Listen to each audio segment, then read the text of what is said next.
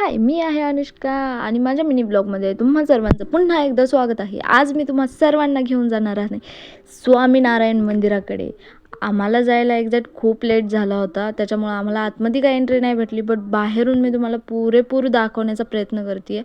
खूप सुंदर मंदिर आहे, तुम्ही एकदा नक्की जावा. तिथली जी कारागिरी केलेली आहे ती असली मार्बलमध्ये केलेली आहे आणि एक एक काम नक्षीकाम असं हाताने केलेलं आहे की बस रे यार, खूप सुंदर आहे, खूप म्हणजे खूप सुंदर आहे. माझ्या बोलण्यातून तुम्हाला समजणार नाही, इतकं सुंदर ते मंदिर आहे. तिथं गार्डन वगैरे आहे, बसण्यासाठी खूप सारी जागा आहे. सुंदर असं मंदिर आहे. आम्हाला आतमध्ये जाता आलं नाही बिकॉज आम्ही लेट झालो होतो. आम्ही 12च्या पार नंतर गेलो होतो. ते एक्झॅक्ट 12पर्यंत चालू असतं, नंतर 4 वाजता परत चालू होतं, त्यामुळं आम्हाला लेट झालं. मग आम्ही तिथून थोड्या वेळ बसून निघून आम्ही आपल्या घराकडे निघालो. मग आता येताना काय करायचं म्हणून आम्ही काय केलं, जेवणच करून आलो. पापड मटण भाकरी.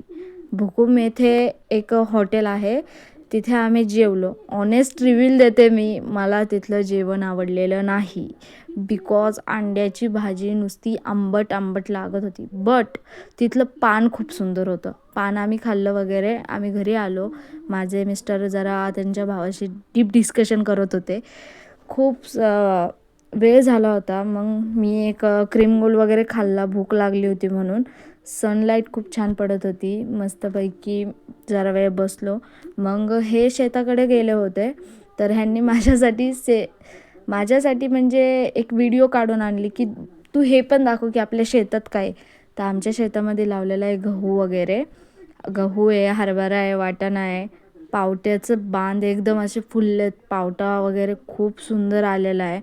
हे सर्व काही त्यांनी माझ्यासाठी शूट करून आणलं आहे बिकॉज ते म्हणतात की तू शेताचं पण दाखवत जा. आणि ते घरी येताना त्यांना दिसला होता साप, सो त्यांनी फोटो वगैरे काढून आणला. It's my day. Thank you for watching.